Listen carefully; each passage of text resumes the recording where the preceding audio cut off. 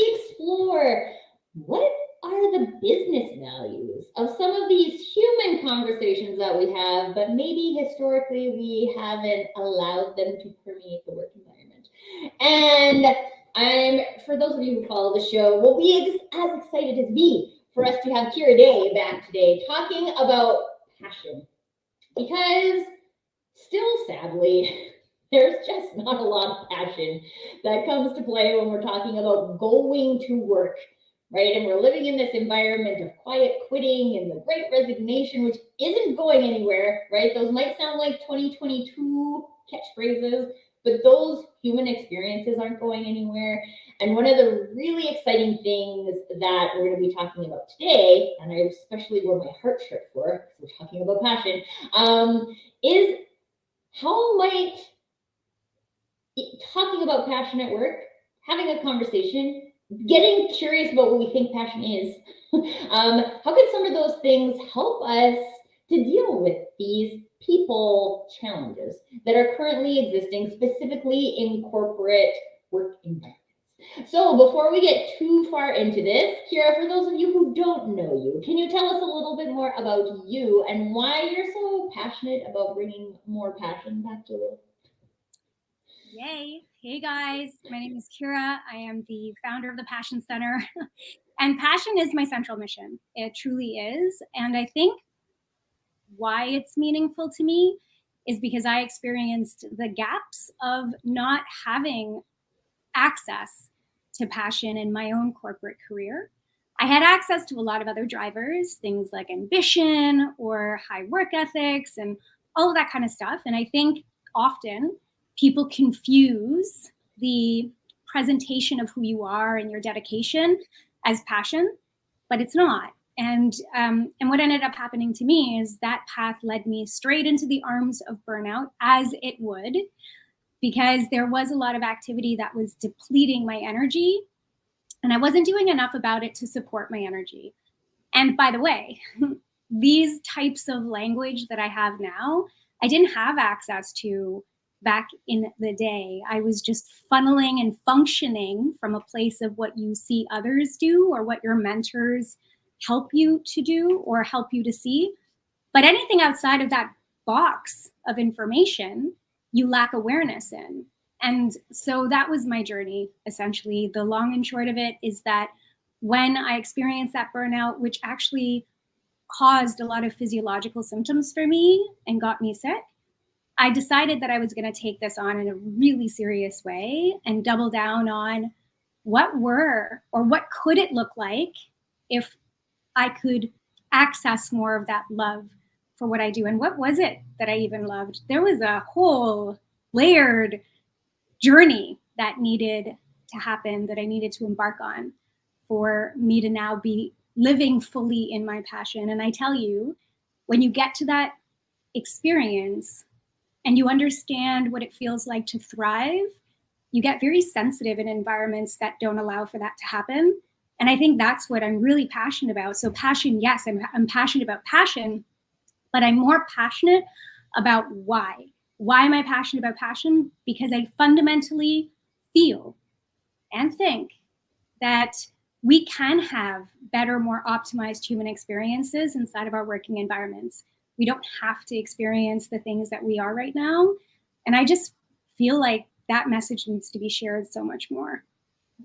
And this is what we're here to do today, to break down this message a little bit more, to make it more accessible to work environments. So something you touched on there, Kira, is this kind of hesitancy to bring this into our workplaces because maybe we can't sustain it. We don't know how to do that, right? And I want to talk about that later in the episode. So stick around if you're hoping to hear the answer to that question.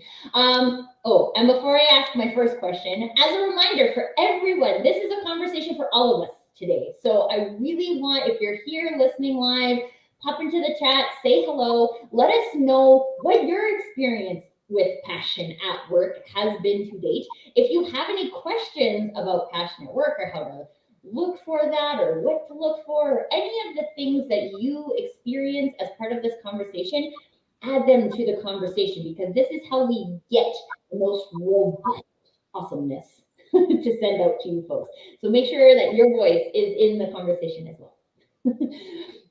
Okay, Kira, so I want to start out in this area of perception bias on passion, because like most things, the concept of passion isn't as simple as a dictionary definition. And in fact, I looked up the dictionary or the Oxford Languages definition of passion anyway, and I was like, this is out to lunch, right? Like this definition, not helpful. Right. So what are some of the perception biases that you have seen that kind of give us that reasonable expectation that we wouldn't want to talk about these types of things in a professional environment?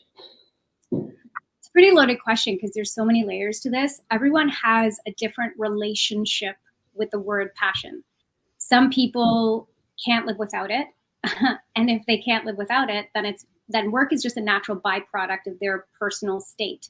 So it's not even a part of the language. They just don't know how to be any other way, right?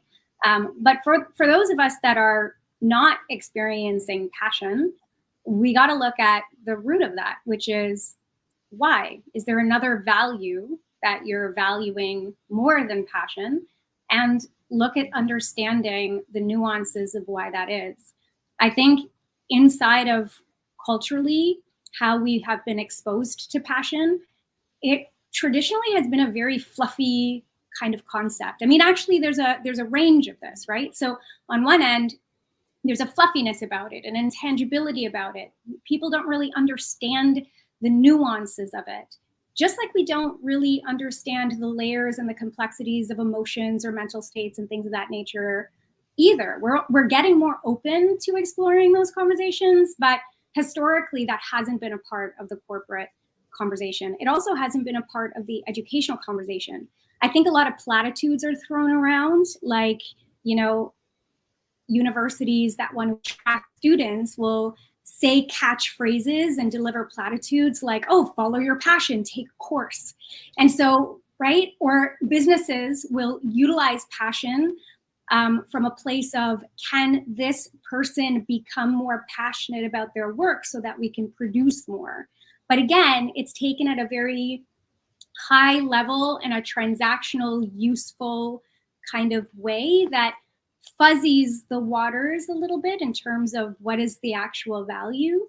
And that's not anyone's fault. We haven't been born into a structure where passion was valued when many of us were younger. When you think about the baby boomers, when you think about my generation, your generation, or generations higher, I mean, it wasn't really part of I don't remember it being a part of the dialogue. I don't know if you do. Like, was passion a part of the dialogue in university or when you were picking things? Like, I think the ideal is we all want to pick something that we love and that we're interested in, and we want to find a way to make money from it. But again, it's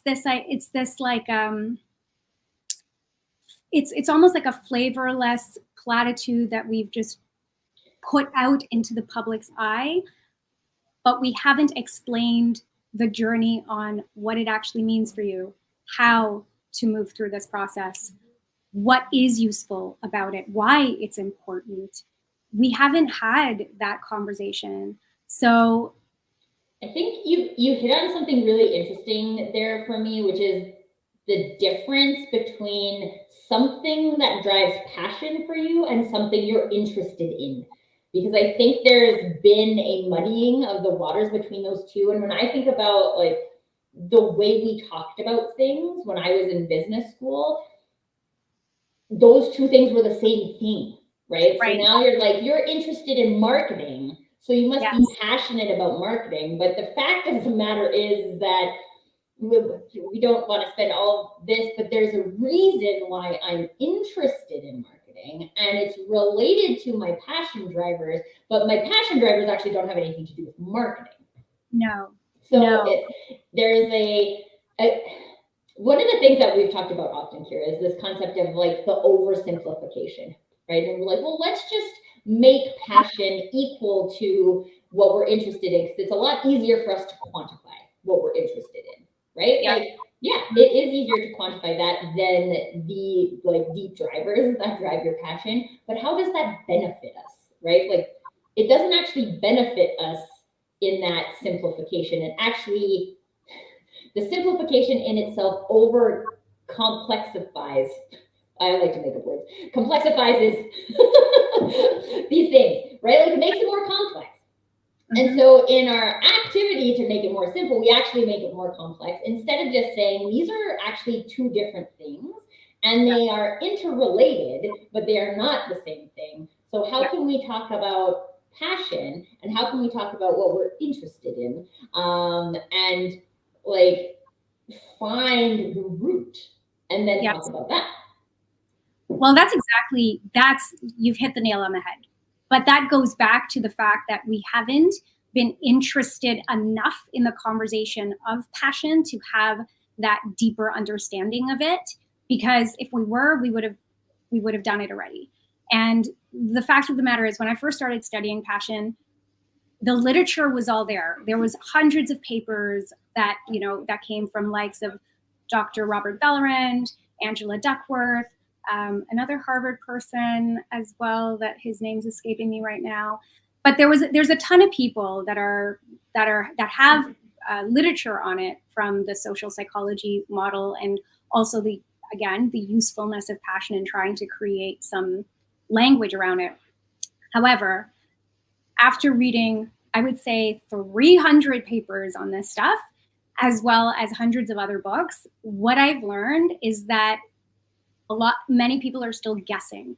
They were looking at this from how does it benefit you? How is it useful to you? But there was no deepening of the conversation to explore, well, what are actually the ingredients that create passion in the first place, right? Like, let's talk about that. Because if we don't know what we're working with, how are we going to understand how to go about the process of finding it, how to go across the process of balancing our very human desires with what it is that we are doing for work. And when you're thinking about things that you're interested in or curious about, there's a lot of publications on merging those two things and calling it passion, or reducing it to passion is just something that you love, so find what you love.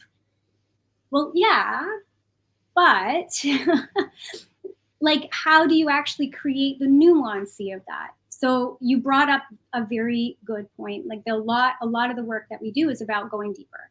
It's about understanding what are the drivers for these things, for how we express ourselves as humans, for what we need to feel a sense of thrive. And the uncovery of all of that, the root of all that, comes down to meaning, personal meaning. So looking at a formula, passion is meaning times investment. But that's still only the first level, because then the question becomes, oh, great. So now I know what's meaningful, but but meaningfulness is the same thing as passion, and same thing as love. It's still a very big concept without creating the granularization that you need to actually understand it as a concept. So then we had to break down meaning and look at it from so what drives meaning then? If passion is the output, what are the sequencing and the inputs that you require in order to do that? Interestingly enough, interests are one of them, but there's one of 15 things, right? And I'm really excited about what that means for us now, because now we get actually the recipe that we can take on and package and look at how does that impact the jobs that we take on at work, and the relationships that we have, and the types of things that we do outside of work as ways to express ourselves. If we don't have access to this information, it's not an entirely intuitive process. So you do need a lot of the structures to be able to create language that gives you a place to start. If you don't have the language, it's a game of guessing yourself, trying on different things, which are all great. It just elongates the process of you getting somewhere, right? And that's where we're stuck right now, where we've been stuck for a long time. And I know when I first started this, a lot of people on the scene were saying things like, oh, don't follow your passion, do this instead. And the idea was really good, because what they were saying was passion is the output, look at this input. But they were doing it from a perspective of a one-to-one ratio, which doesn't work because passion is not 1-to-1. Passion is 1-to-many. It's 1-to-15 actually. So if you're saying don't follow your passion, follow what you're good at, it's misleading because not everything we're good at is going to give us passion. And we know that because we see it in the corporate world a lot. There are a lot of people good at a lot of things and they hate it. So what's that about, right? Or don't follow your passion, follow your bliss. Okay, well, you're telling me the same thing. So not sure where we're going with that. Or don't follow your passion, follow deep work. Carl, his last name now. Anyways, it'll come to me. Newport, that's it, Cal Newport. So, but in the same way, that's actually following flow, and flow and passion are actually an interconnected concept. So I don't know if this is answering your question, Tracy, but it's really about understanding the meat and the bones of the situation, not just this surface topical layer that we have been pushing about passion for so long. So it's of no, like, I don't blame organizations for not looking at it as deeply as they should, because there hasn't been any real measurement or tangibility to form it before, other than a feeling or an emotion. Yeah, and I think this is okay. There's a direction I want to go with this, but I also want to tie in what Andrew is saying, because I think this is a really interesting comment.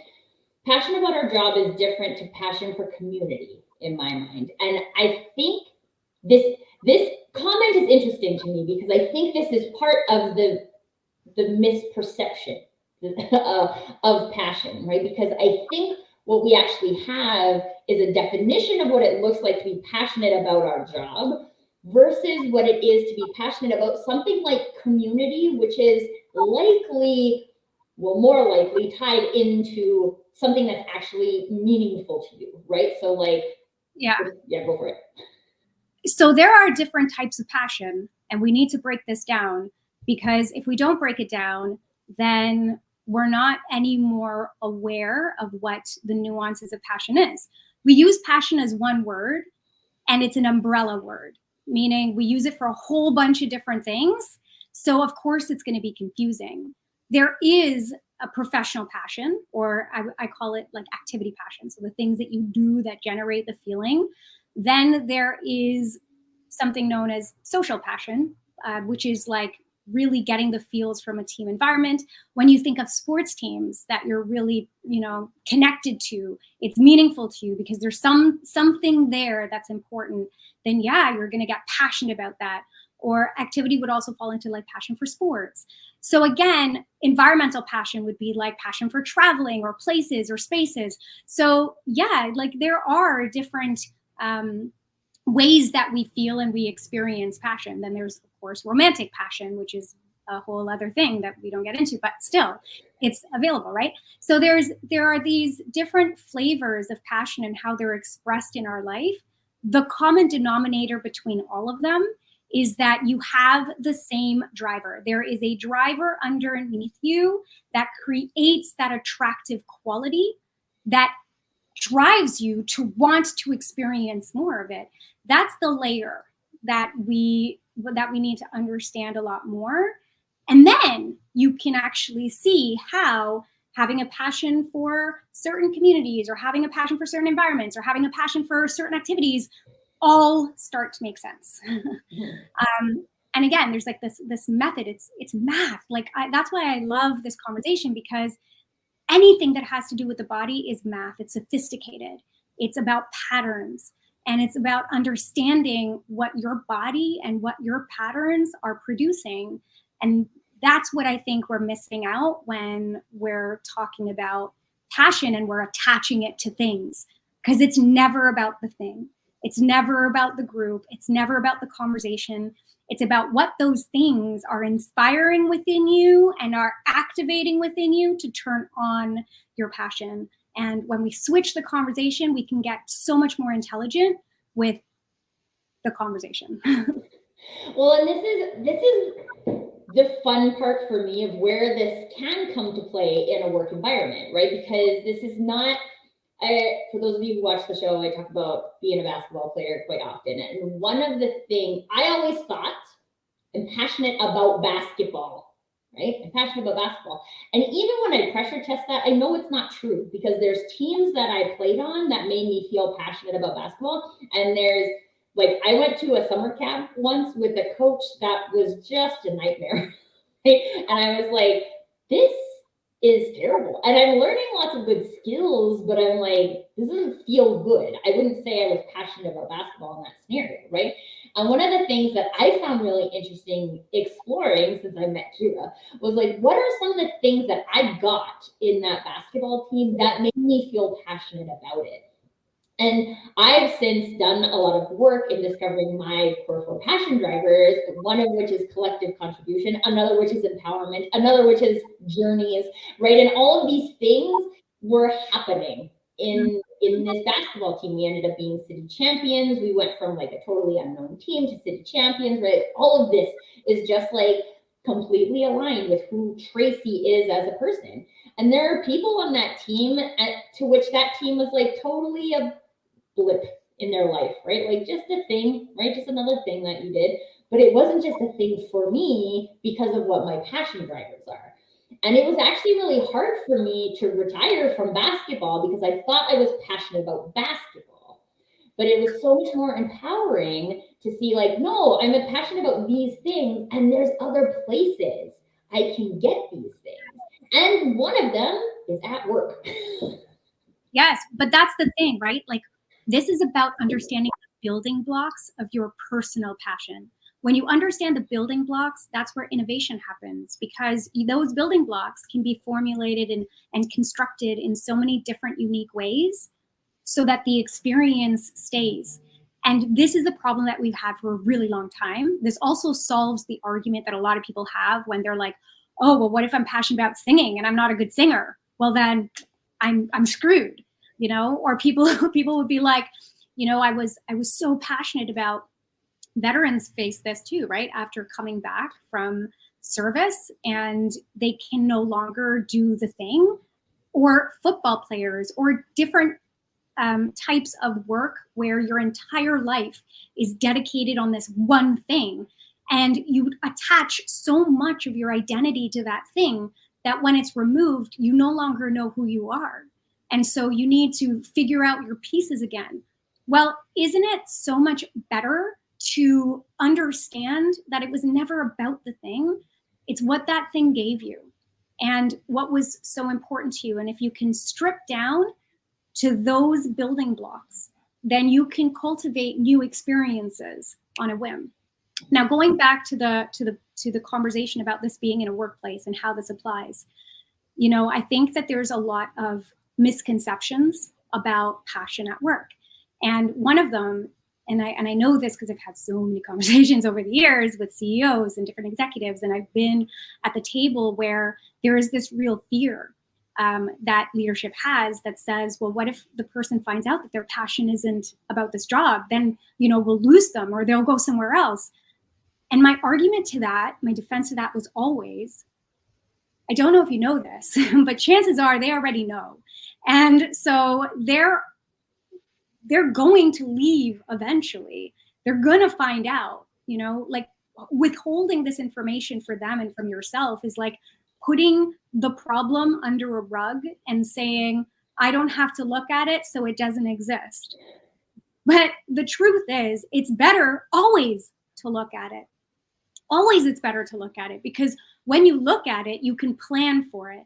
Wouldn't it be a better experience for you and your employee if you could have that conversation and be a supportive aid so that then you can plan for whoever's coming in next and you're a champion to them, which means that they will forever be grateful to your brand for assisting them on their journey. And in that way, your brand image starts to get better and better and better, attracting more people. Like, it's just the better thing to do. It's the better way to be.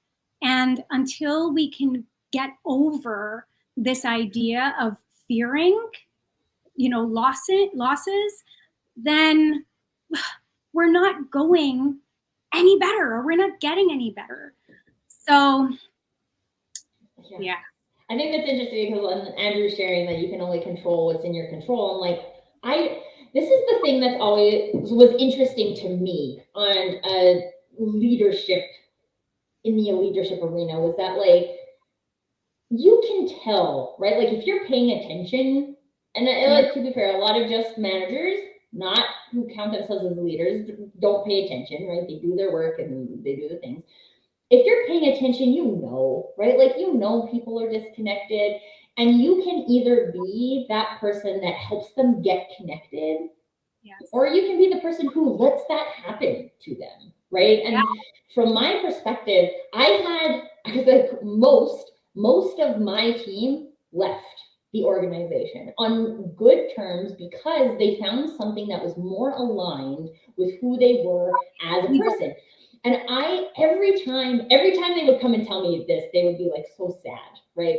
Like, oh, I found this. I remember once sharing with a coworker who actually at like a social event had come to tell me that she was like giving me her 30 days notice at a social event. And I'm like, I'm not sure that actually counts, but I'm gonna count it.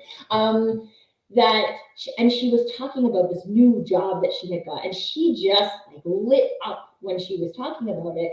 And she never lit up at work like that. And I had to stop her, and I was just like, I am proud of you because that's the point, right? Like if more people could come and work for me and say they learned more about themselves because we spent time together, then I count that as a win. Because I'm not here to be a slave driver. I'm here to, and for those of you who don't know, one of my core four is collective contribution, which like, to me, if that's not happening, then no guys, right? Like I'm not here to be an island. I'm not gonna hang out by myself, right? Like I'm here to do things as a team. I want you to be an expert at a thing. I want to support you in being an expert at a thing you want to be an expert in, not a thing I want you to be an expert in, right? Like I want us to shine our unique flavor all over the place. And this is even before I had like, now I have language for it. At the time I didn't have language for it, but I still had that vibe. It's still me. And it's just interesting because like, yeah, we can ignore it, but to whose benefit? To whose benefit? It's not to our benefit as a leader or an organization. It's not to the employee's benefit. So if it doesn't benefit anybody, then why do we keep doing it so much? So there is a reason why we keep doing it. And it has a lot to do with tribal natures that companies adopt. And a lot of, and I know this because I've experienced some toxic stuff when I've made decisions to leave organizations in the past by leaders that I once respected. And it was very hurtful for me. And what I remember in those situations was, you know, I can only imagine that there was this sense of betrayal. It was almost like me leaving was construed as this bad thing. And I just want to change that conversation, or I want to have the opportunity to change that conversation, because leaving isn't a bad thing. People evolve. We're no longer in a culture where we work for one job for 30, 40 years and retire at that job. And we no longer have relationships with companies where our loyalty is that bound by them either. You know, there was a reason why people stayed for 30 years. They felt taken care of. There was a community aspect to organizations that existed a long time ago that is no longer, unfortunately, a part of. It's not productive, maybe, so it's just been filtered out. It has been filtered out. And when we think about that, when we create transactional relationships inside of business, then you have to be okay with people leaving that or choosing differently, because at the end of the day, people will always do what's better for them, and they should. You know, like as a leader in my own company, I have team members that have left too. But you know what? Because I've had those darker experiences at organizations, I never want someone to feel that way. So I create it as more of like a celebratory act within the organization. And I want to have a hall of fame where people who have contributed to this mission, who have grown this mission, can be celebrated, regardless as to whether they feel connected or not. Because the worst thing for a leader, a manager, or someone inside of a workplace is to have someone that's not really there. Quiet quitting is a thing. It's been a thing for a really long time. And it feels so, it brings down the energy of the whole when one person is not a part of it. So why would you want to keep that? It's like stale water, right? And it's not their fault. It's not your fault. We have to stop this blaming and just realize that we're here to not only make a business run, but we're here to support the people that are also helping us make a business run. And if we can't get out of our own egos and support our people in that way, then what are we doing business for? What? It can't just be about money. How superficial is that? And most businesses didn't start because of a desire for money, right? It was that people saw something, a gap, a problem in a market that they wanted to solve. Yeah, it started as an opportunity. It started as a dream, and that energy is incredible. But then when you start stacking on a whole bunch of people and protocol and processes, which is needed, and structures, I think we just lose our values along the way. And that's where I think the passion conversation can really help bring back that life and that humanity inside of organizations, because it's more than just about giving someone a paycheck. It's more than having a transactional relationship with someone. When you can actually know the drivers of your people, like everyone on my team, I know their core four. So I automatically know, well, Tracy's going to love this conversation, or she's going to love this project, because this is all about collective contribution, right? And that's an entirely different relationship that we're going to have. And she knows that I have her back. She knows that. So, and I never want to be inside of a position where a person doesn't feel that. That's very icky to me. So as busy as businesses are, there's no longer an excuse to use that as a reason for not understanding your people and what drives your people and how they can best show up as their best selves at work. And we can create platforms and cultures and communities to do that. That is not the problem. The problem is the willingness to. It does take a new mindset. It does take a new heart set, right? And that heart set needs to be back in business, because if it's not, if we continue going down the way that we're going, we're going to continue to get the same results that we're getting. And as we all know, as it's being shouted in our face, we're not in a great place. We're just not in a great place. Well, and I think this is, Lauren is also sharing with her HR experience that people are leaving because of burnout, right? And there is, again, and I don't think we really think about these things, right? If we were going to say, hey, this employee is leaving because to do something they are so passionate about, would I really feel mad about that? I might feel disappointed, right? When my colleague left to go for her dream thing, I was sad, right? Because I will miss you. I like working with you, right? It's going to leave a gap in the team. Yeah, for sure, right? It makes me sad, but it makes me sad because we had gotten to such a great place on our collective contribution that it was almost like, you know what I'm thinking before I have to say it, and that makes it easy for me, right? But it's not actually because I'm disappointed or angry. I'm sad for myself, and I'm happy for you. Well, that's a really good point. I think that, there is such a thing as grieving the loss of people. That's okay to talk about in a corporate setting, right? There are people that were on my team that I absolutely fell in love with. Is it easy to see them go? Absolutely not. Does it make me feel better that they're doing something that they're more aligned to and they're shining in the world? Absolutely. But I still have to move through my own grieving process of them. And I need to give myself space to do that. And that grieving process can sometimes show up as anger. And we need to be able to recognize that, right?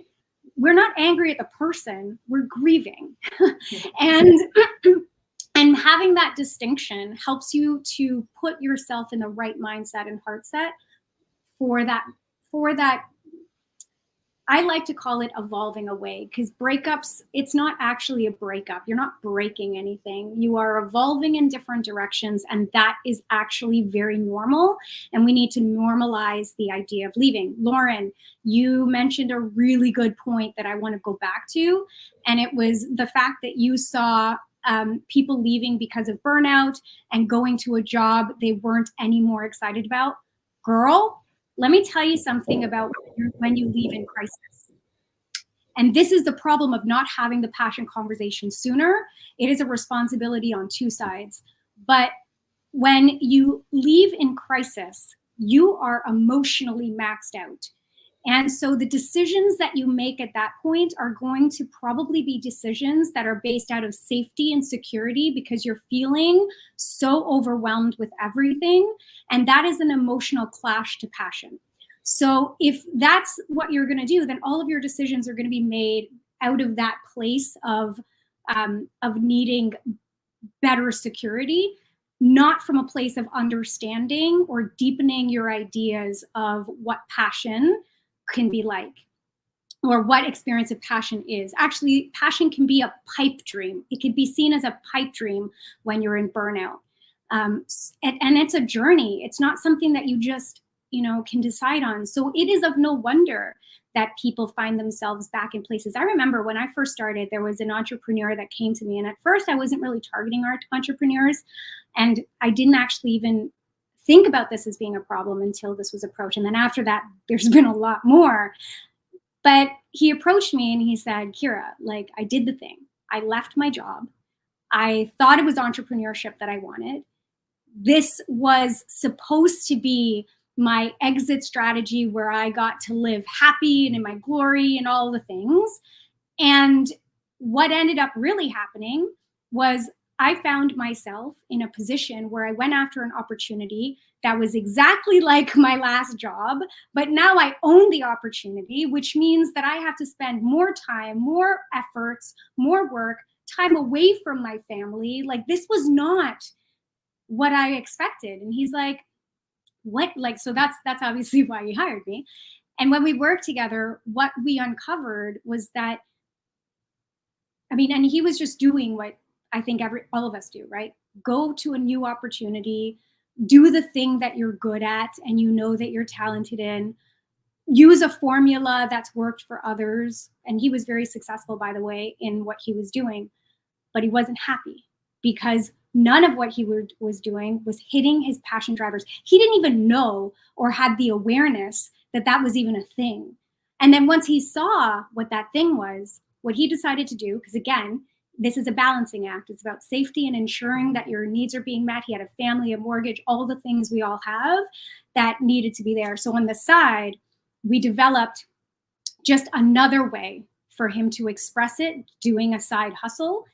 And I'm really excited about this because 3 years later, so again, everybody's process is going to be different and time is not a factor.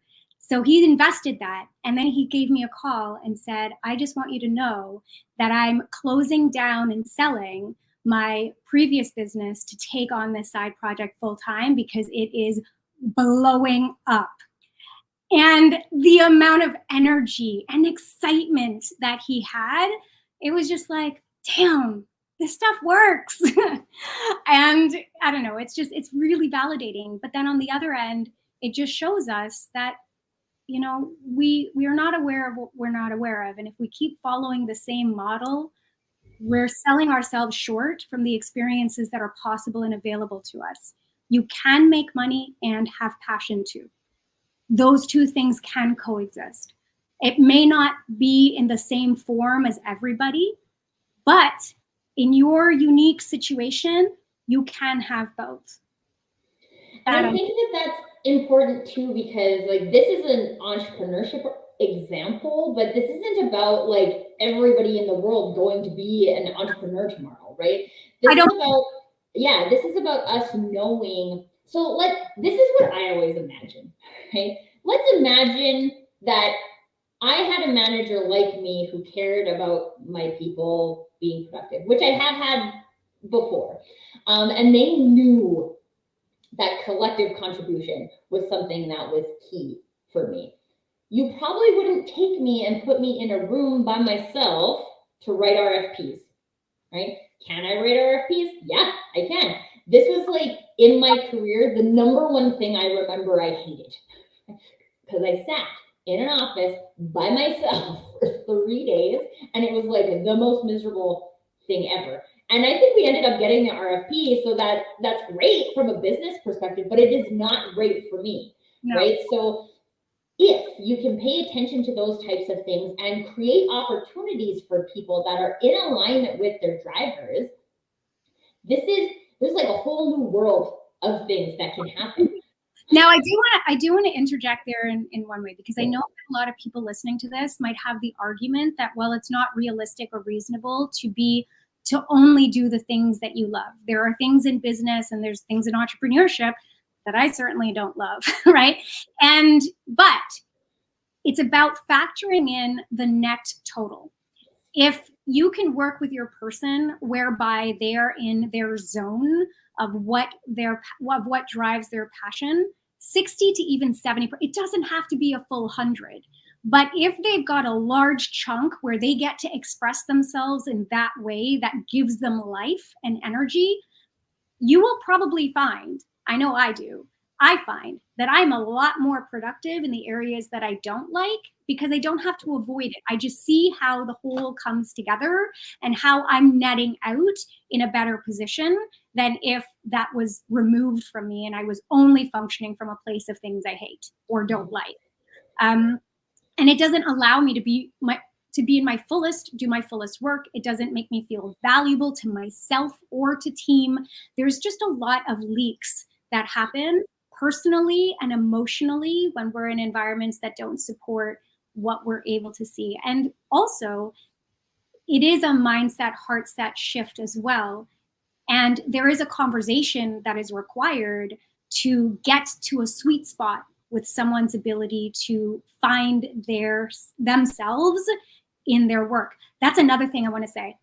In previous generations and in previous historicals, we have never been in a time period where people value doing what they are. Today, that's changing. Today, we're in an environment where people want to do what they are, because self-expression is becoming more and more important for us. And we can go through why and all that kind of stuff, but not the platform for it. It is what it is. It's where we are. And the more we ignore that and don't give people opportunities to do what they are, then we're just going to keep this suffering wheel going on and on and on. So if you want to make changes, we really have to upgrade our mindset and heart sets towards the roles and the relationships people are having with work today. Yeah, I think that is a really important piece, because I don't know why it makes me think of my grandpa, right? My grandpa was a railway engineer for his entire career, and he just loved it, right? He loves trains. He felt like helpful, taking loads and taking people, right, to different places. And it was just like such a good representation of who and he still is that, right? Like, he's been retired for 30 years and he's still a railway engineer, because it's who he is. And he got to just have a job that was so aligned with who he is. And now Nicholas pushes his wheelchair around and they play train, and it's like the cutest thing. But if I really want to go back to, again, because I'm with you on this, nobody gets to feel in passion 100% of the time. I had a situation with my parents earlier today, and I was just like, ugh, right? I'm not feeling passionate in that moment at all, right? And I'm lucky to be surrounded by a whole bunch of awesome people who can give me the space to be reminded of good things instead of stressful things. But it's not realistic. But what we're really talking about is being realistic. This is a realistic human experience that's happening in the workplace, right? Does that mean we get to be passionate about 100% of things? No, nobody ever is. I remember in corporate, I used to do this exercise called Love Loathe. And it was about what are the things about your job you love? What about the things in your job do you loathe? And can we create a shift so that more people are doing more of the things that they love. That does not mean that you're never going to have to do something that you love. Tracy, I love that. And I was gonna, you know, this is why it's also fun to learn your passion drivers, people, because it's like, it's not that you're not showing up that way already, right? Like I saw that, I found that thing, I found Love Load online, and immediately I was like, oh my gosh, this is a thing I believe in. I'm bringing it to my team. And I always say, I need to find out who actually created it, because I didn't create it, but like literally I just Googled and I found it and I'm like, love this. And what we could do with that is like, one of my teammates was like, I hate doing PowerPoint presentations. It just feels like really stressful. I don't like, in that environment, I don't feel creative, right? And I was like, oh, I love doing the PowerPoint presentations. And I load something else. And she was like, I love doing that. And I'm like, we can just trade. And it made everybody happy. That is 1,000% collective contribution. You know, it's fascinating, because it's like, it's not that this concept is lost on companies, right? Google had done this passion project exercise, I want to say a while ago. And what they committed to in this time period, this leader had come in and he said that 20% of their employees' work time can be done on passion projects that could impact the business positively. So they were in charge of like finding the thing that they were passionate about that could do well for the business. That was how Gmail and AdSense were born, from this, right? However, the bad news is that there was a change in management. Sound familiar? And they canceled that project because they felt that it was taking away from the billable hours of their employees to do the tasks that they were doing. Now, I wasn't in leadership in Google when this happened, so I have no idea. Maybe that was the case, maybe it wasn't. But this is what I do know. When people are passionate about something, innovation happens.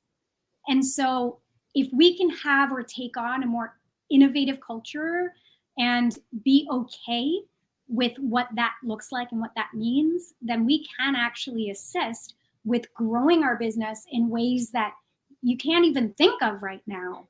And that's the beauty about what passion does. And I think, you know, I mean, this is a layered problem that we're probably not going to solve in an hour, because there are company structures that almost contradict or contrast with what a passion culture can endorse. So there will be, like, this is not a one and done kind of conversation. This is a complex issue. This is not simple, but what we're offering are new ways of seeing something so that we can start the conversation and develop it and evolve it from there. Because if the conversation doesn't start, then changes aren't made.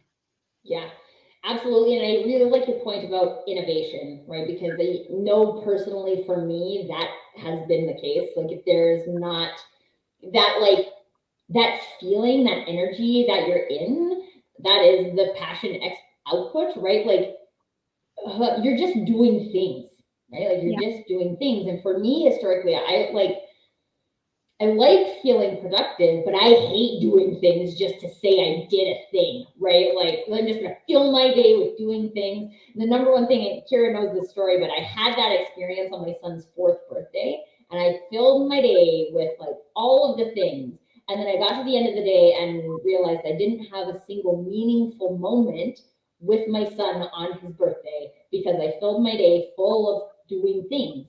And when you extrapolate that from a working scenario, like, how many of us get caught up in that, here's all these things I need to do today, just check the box, just check the box, check the box, because if I don't check the box, I'm gonna get fired, right? Like, I need to check the box. But the energy in which you're doing the thing, like, quite honestly, for me, there was no energy, right? Like, I would say there was like a net neutral. I didn't feel like really angry, but I didn't feel happy or excited or passionate. I didn't even feel. And I think this is one of the things that makes me feel sad about the work environment, because that's not by nature associated with the concept of work, right? We don't have to turn off our feelings and be robots to be good at work. This is back to the innovation thing, right? Like, if we want to innovate and we want our companies to grow and we want our people to grow and move up in their careers and thrive as humans, then that doesn't exist in status quo. And if we're going to just like sit and hang out in status quo as a business, then quite honestly, we should expect 5 or 10 years from now to be Blockbuster and be out of business.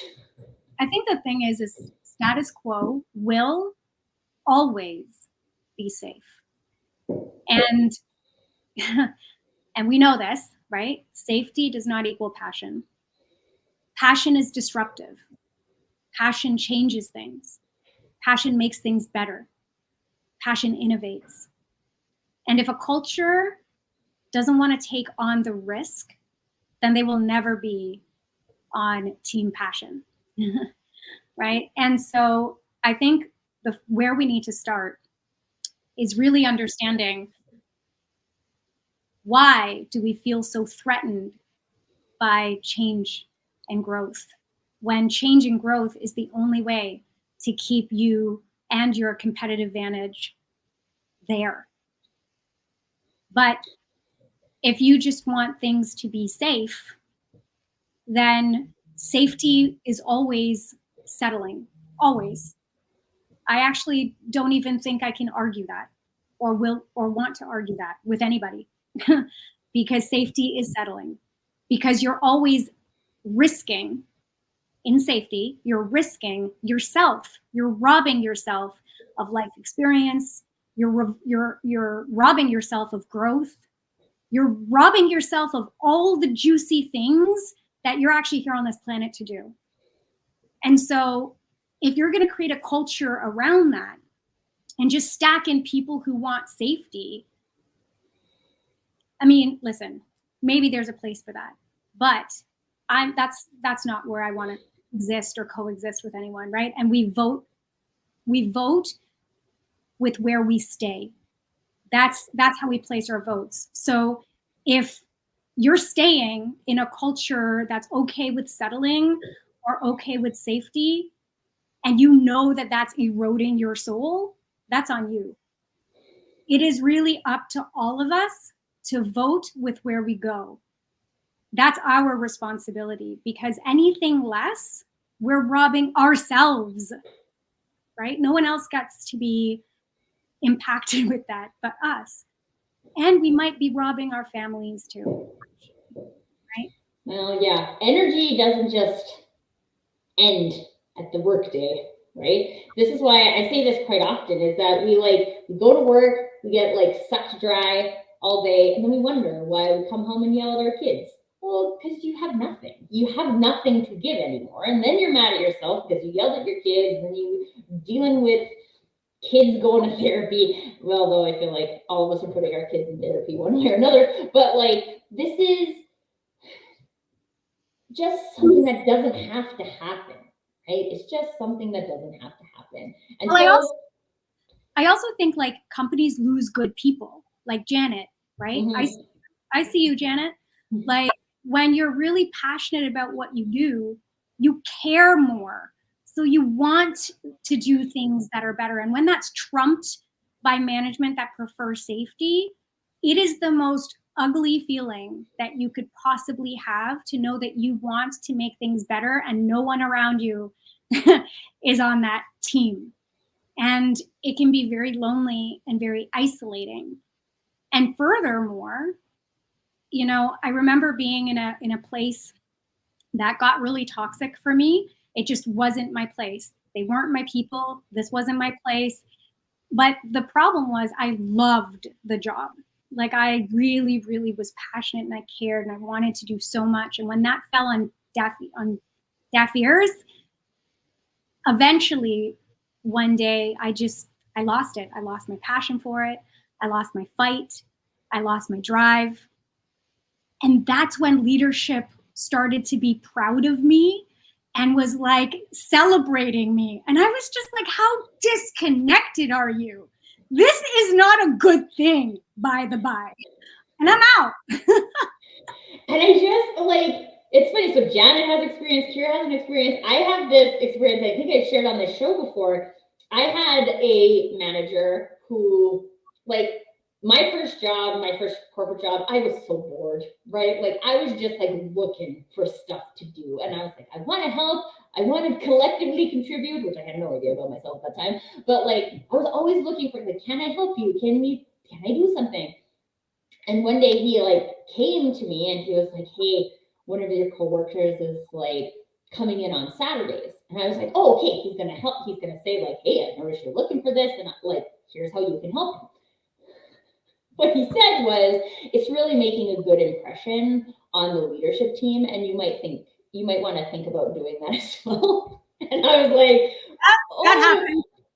That happened. And I was like, inside, and I was like, I don't know, maybe 24 years old or something at the time. And even then I'm like, there's something wrong with that. Like, nobody's asking this guy why he's coming in on a Saturday. He has a like media coordinator title. It's not like he's in the senior leadership team. Why is this guy not able to get his work done in a 40-hour work week when there's a resource that is wasting 6 hours a day playing Minesweeper? Right? Like, this is, as far as I'm concerned, not a leadership regime I am interested in getting aligned with. Yes. Right? Because that's not what I believe. And that's, I think, what, you know, it's fascinating to me, the whole conversation about businesses, because, you know, not all companies are the same. Not all companies have the same cultures. There's no real standardization around this. But it's fascinating to me when you start talking to people as people, because it's like we all inherently want the same thing. We do. You know, we want our leaders to be accountable. We want our leaders to have our back. We want our leaders to help give us a platform where we grow into our best selves or do our best work. Intrinsically, we all want that. The question to be asking is, when you stop wanting that, what happened? Like, what happened to make you stop wanting that? Because if anything's going to heal, and if we're going to get better and build better cultures and better environments where we're all thriving, we got to first answer that question and get to the heart of what's actually going on. Because this is a people problem. This isn't a business problem. This isn't an economic problem. This isn't a company or a leadership problem. This is a people problem. And we have a very serious social issue. And if we're not addressing those things and we keep putting it under the rug and not wondering why we're losing ourselves, 87% of people, working people, are not passionate about what they do, according to Gallup, Deloitte, all of these other researching institutions. So the first question is, why? And a lot of this is structural. A lot of this is grandfathered business from, you know, days of old. A lot of this is very much about institutionalizing our economy. That plays into this. It's a very, very complex question to answer, but we have to start thinking about it for ourselves, right? Because, I mean, I've lived in a family where my father had to give up a lot to work in an environment that he did not love for a very long time. I've seen people I love very dearly be in positions where it has been very stressful on them, eroded and ate them from the inside out. I know a lot of leaders that are suffering silently, a lot of mental health issues, a lot of feeling like they're of no value and their lives aren't fulfilled. Every one of us is on a journey, and we can't continue this way. There is a better way, and we got to really find what that is for ourselves and set that example for the people around us.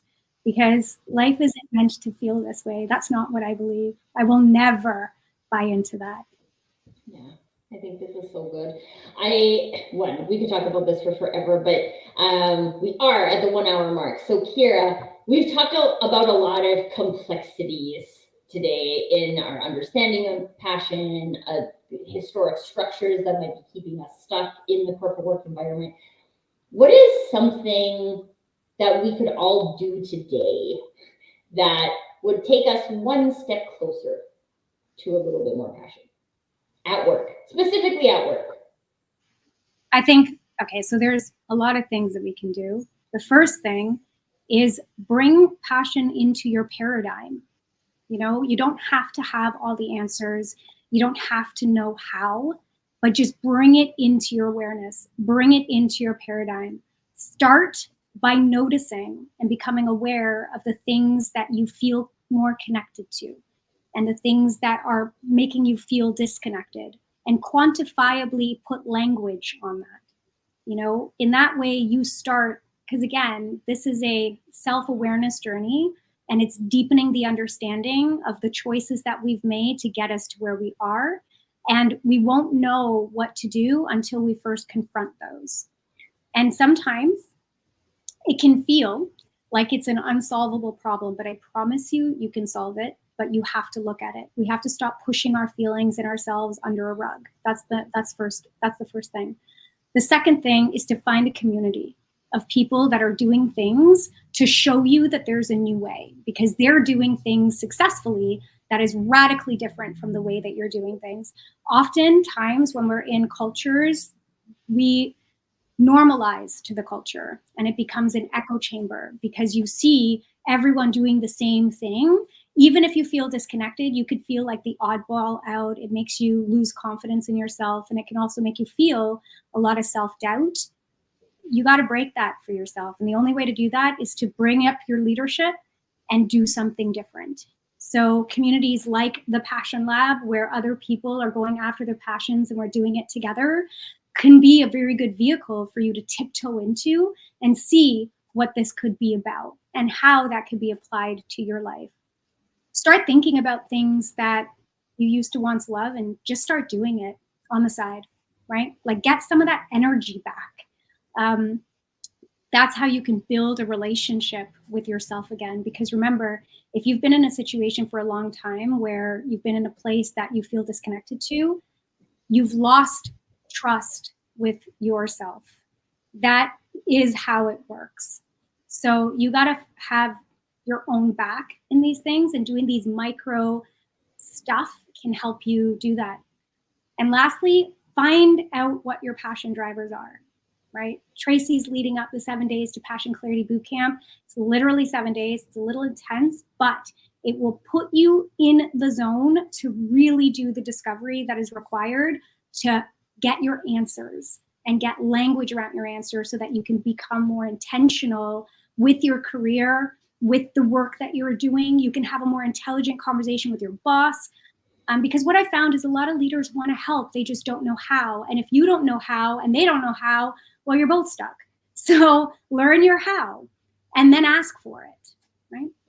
So those are just some things that I would say would get you on the first right step to acknowledging and honoring those inner things that are asking you for your attention to bring you back to life again.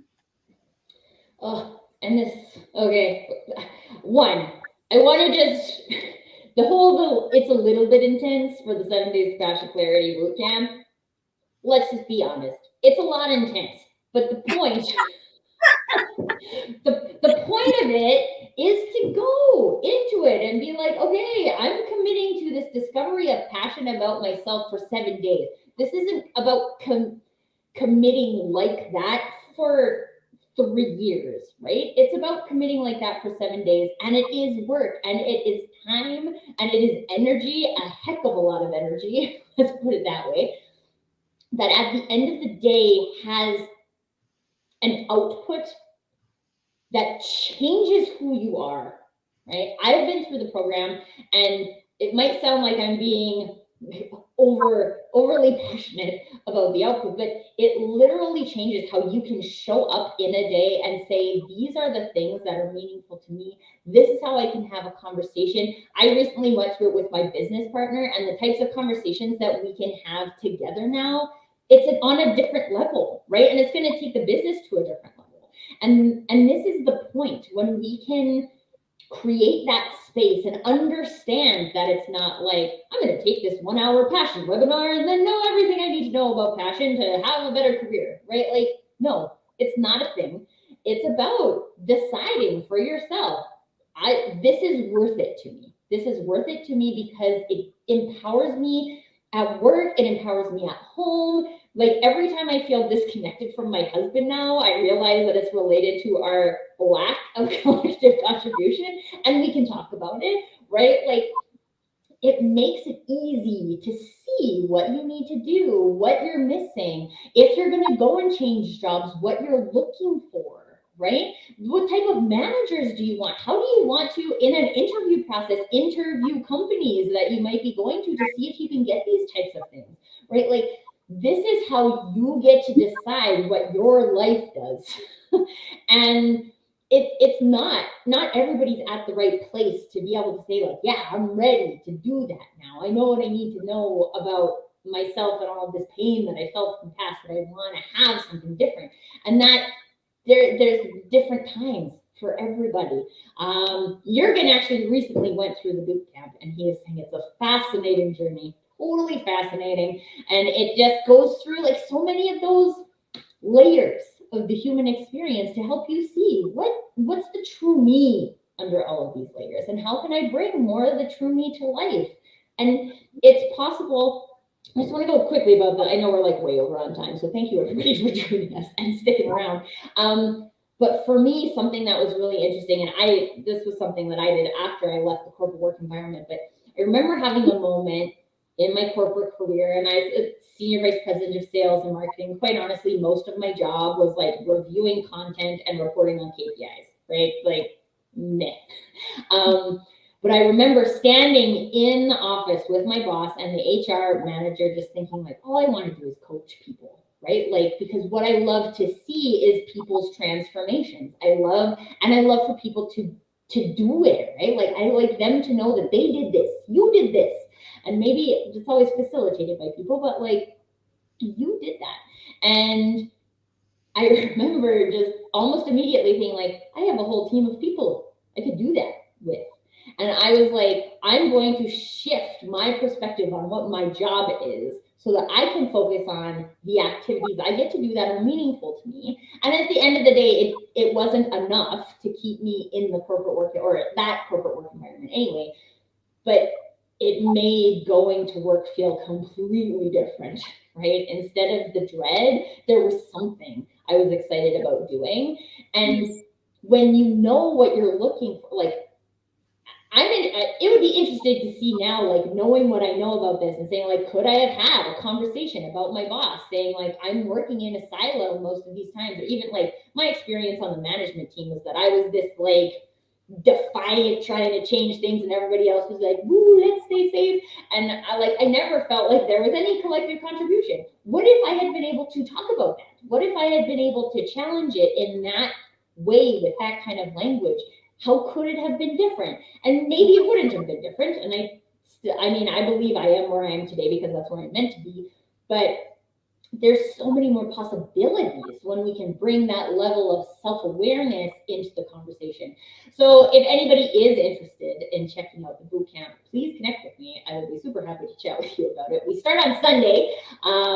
And there's like just so much goodness. There's lots of things. Jürgen, always great to see you, our friend. Morris, thank you. Andrew, thank you for getting into this conversation. Lauren was in there too. Jana was in there too.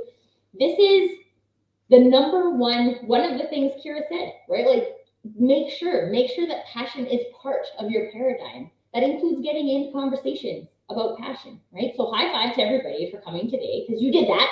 You did one thing. If you can be like, I did one thing this week to find more passion in my life, or to discover more passion, that's awesome, right? For those of you who don't know, Kira and I actually do a weekly passion break on LinkedIn. So if you want to get in more passion conversations, that's a great place to come and hang out. We're there every Wednesday at 4 p.m. Mountain Time, 6 p.m. Eastern. And as Kira mentioned, the Passion Lab is a really great space where like everybody's talking about passion. That's like the rule to get in.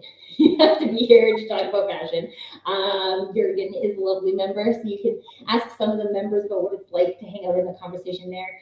It really is quite interesting. It's a different level of conversation, right? It's a different level of like, let's all hold each other accountable and not just say like, passion sounds like a good idea, right? But like, no, these are people who are finding, they're doing the thing to get the thing, right? They're doing the passion thing to get the passion in their life. And that's how you do it, right? Baby steps, every day. Can I just say one last thing? Yeah. Just one last thing. This is how we do. This is right. You say a thing, and then it makes me think a thing, and then we have to just be 10 minutes over. But when it matters to you, it's just like there's so much that can be said. But I want to leave you guys with this, because if there are those of you out there that happen to be looking at this that are in a place where maybe you feel stuck, or you're in a place where you know and you're starting to get a lot of signals that it's not the right place for you, or you're thinking of something else, maybe it is or has been a good place for you, but you're on your evolution journey and you're now thinking about next steps. Sometimes it can be very overwhelming because we do have a natural resistance to change, right? So our brain's going to be like, oh, well, when I'm ready, well, the truth is nobody's ever ready for anything. We're not ready. We just have to empower ourselves to be the own hero of our stories, because the truth of the matter is nobody is going to save you, just like nobody saved me, nobody saved Tracy. And it's a damn good thing, because it's the most disempowering thing to have someone save you. It is much more empowering to save yourself. And that empowerment is what is required to take on that next journey, because empowerment comes with responsibility. And I know that that can feel heavy when we're in a stressed out situation or we're feeling burnt out and all those types of things. Here's what's beautiful about being in the passion conversation. It gives you energy. I can't tell you the amount of times that people will leave our conversation going like, oh my God, I came in here feeling all these things and now I just feel 10,000 times lighter. Or people just experience this shift in the way that they're thinking about something that then they can turn into practice and create the action. You do need energy and momentum in order to make the changes necessary to shift and realign to who you are. And you can't do that alone. I mean, you can, but it's 1,000 times harder and way more stressful. And you will have a very hard time if you're constantly around people that don't think like the new you that wants to come out and think. So again, changing things up helps. And that doesn't mean that you have to leave something and start something, or that does not mean that at all. It just means that you get exposure and you get new ways of thinking that will only lift you higher and allow you the support and the opportunity to just go after the thing, whatever that is. And it could be in your current space, right? So anyway, I just felt called to share that, because I know that sometimes people can clam up or resist the thing. And I just want you to know that this is a very safe experience. It doesn't call for any drastic moves that needs to be made.